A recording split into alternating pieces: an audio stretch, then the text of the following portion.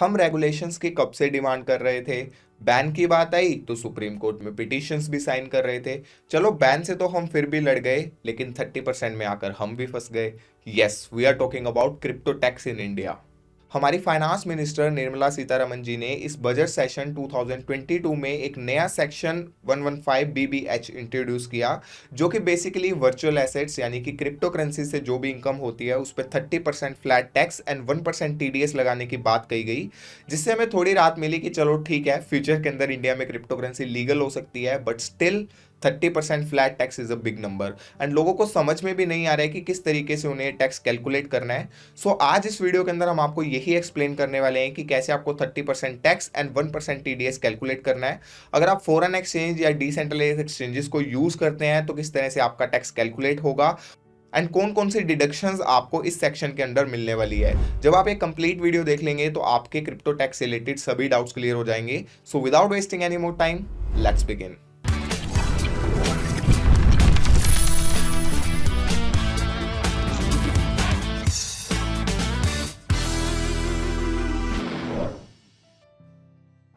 अब बहुत से लोगों को ये कंफ्यूजन है कि ये जो न्यू टैक्स पॉलिसी है 1 अप्रैल 2022 से एप्लीकेबल होगी, जुलाई 2022 या नेक्स्ट ईयर 1 अप्रैल 2023 से एप्लीकेबल होने वाली है।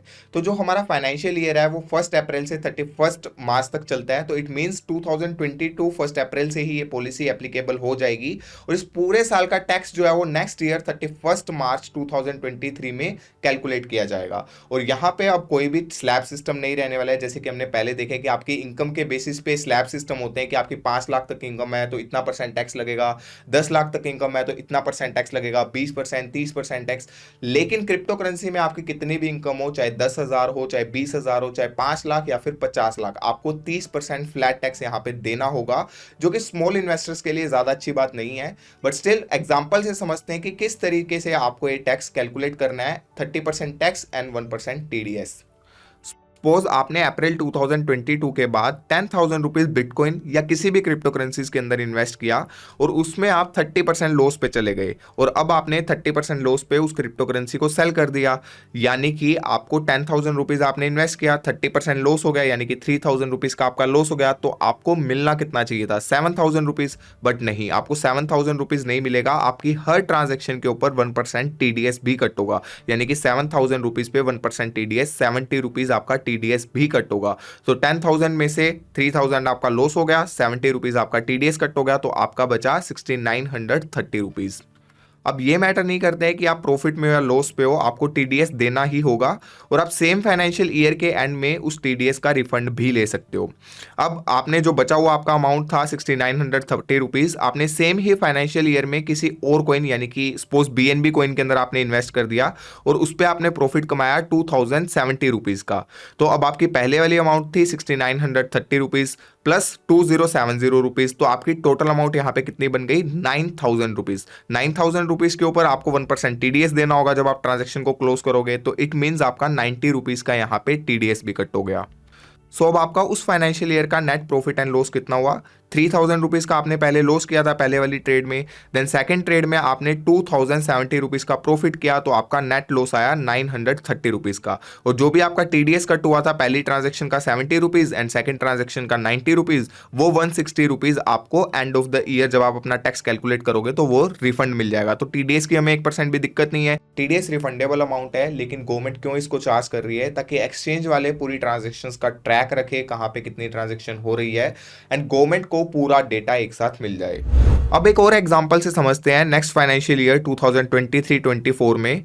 तो 1 अप्रैल 2023 के बाद आप एक और ट्रेड लेते हैं एंड 10,000 रुपीज बिटकॉइन के अंदर इन्वेस्ट करते हैं, जिसकी वैल्यू उसी फाइनेंशियल ईयर यानी कि 2023-24 के अंदर 10,000 से 15,000 रुपए चली जाती है एंड 15,000 पे आप उसको सेल करके वहां पे प्रॉफिट बुक कर लेते हो।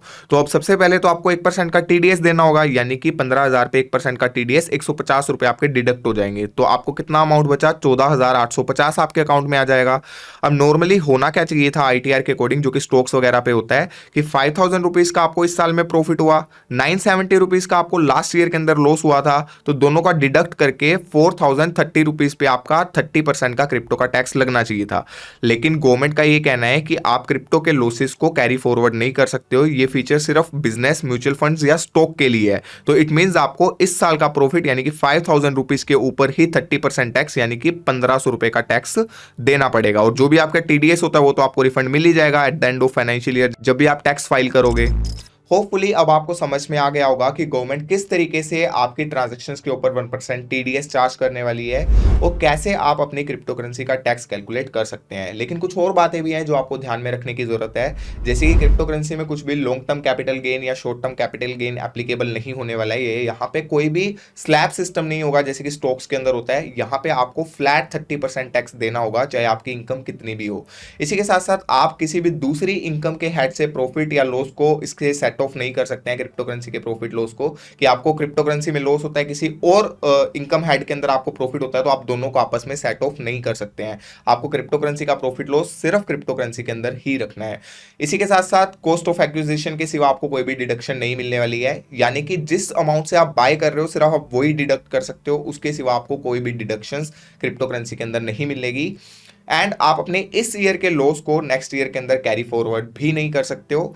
और कुछ लोगों को कंफ्यूजन है कि क्या हमें लॉस के ऊपर भी टैक्स देना होगा, तो नहीं, आपको लॉस के ऊपर कोई भी टैक्स नहीं देना है, आपको सिर्फ प्रॉफिट्स के ऊपर टैक्स देना है। एंड आपकी जो टीडीएस अमाउंट है वो भी आपको रिफंड में मिल जाएगी। No tax on unrealised profit, यानी कि जब तक आप अपनी ट्रेड को क्लोज नहीं करते हैं तब तक आपका उसके ऊपर टैक्स नहीं लगने वाला है।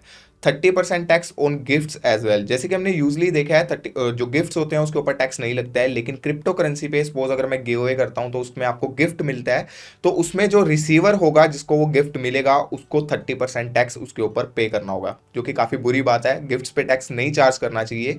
और अगर हम माइनर्स की बात करें कि क्या माइनर्स को भी 30% टैक्स देना होगा, तो उसके ऊपर अभी तक क्लैरिटी नहीं है। आई होप कि ऐसा ना हो, क्योंकि अगर 30% माइनर्स को टैक्स देना पड़ता है क्योंकि उनकी कॉस्ट काफी ज्यादा है, इलेक्ट्रिसिटी की, मशीन्स की, जीपीयूज की, तो अगर 30% टैक्स देना पड़ा तो उनके लिए पॉसिबल नहीं होगा कि वो इंडिया के अंदर माइनिंग कर पाए। तो ये काफी ज्यादा डिफिकल्ट चीज होगी। होपफुली गवर्नमेंट इसके ऊपर कुछ ना कुछ सोल्यूशन लेके आए।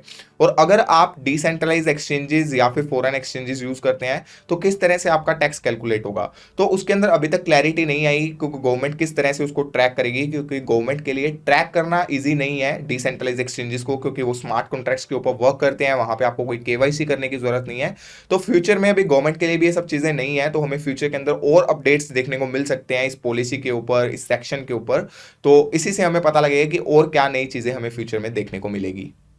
होपफुली आपके क्रिप्टो टैक्सेशन से रिलेटेड सभी डाउट्स क्लियर हो गए हैं। एंड डेफिनेटली 30% फ्लैट टैक्स एक नॉर्मल इन्वेस्टर के लिए बहुत बड़ी अमाउंट है। उम्मीद करते हैं फ्यूचर के अंदर गवर्नमेंट इसके ऊपर और इंप्रूवमेंट्स लेके आएगी, टैक्स को रिड्यूस किया जाएगा, क्योंकि अगर ये टैक्स रिड्यूस नहीं होता है तो इंडिया के अंदर क्रिप्टो करेंसी रेवोल्यूशन जो है वो पीछे रह जाएगा। अगर आपको इस वीडियो से कुछ नया सीखने को मिला है तो इस वीडियो को लाइक कर सकते हैं। अगर आप इस चैनल पर न्यू है तो चैनल को सब्सक्राइब कर सकते हैं, क्योंकि यहाँ पे आपको क्रिप्टो करेंसी से रिलेटेड काफी एजुकेशनल कंटेंट मिलने वाला है। हमने टैक्सेशन के ऊपर और भी वीडियोस बना रखी है जहां पे हमने बताया कि कैसे आप टैक्स को अवॉइड कर सकते हैं लीगल तरीके से, उसको आप ऊपर आई बटन के अंदर चेकआउट कर सकते हैं। हम मिलते हैं आपसे नेक्स्ट वीडियो के अंदर। Bye bye, take care.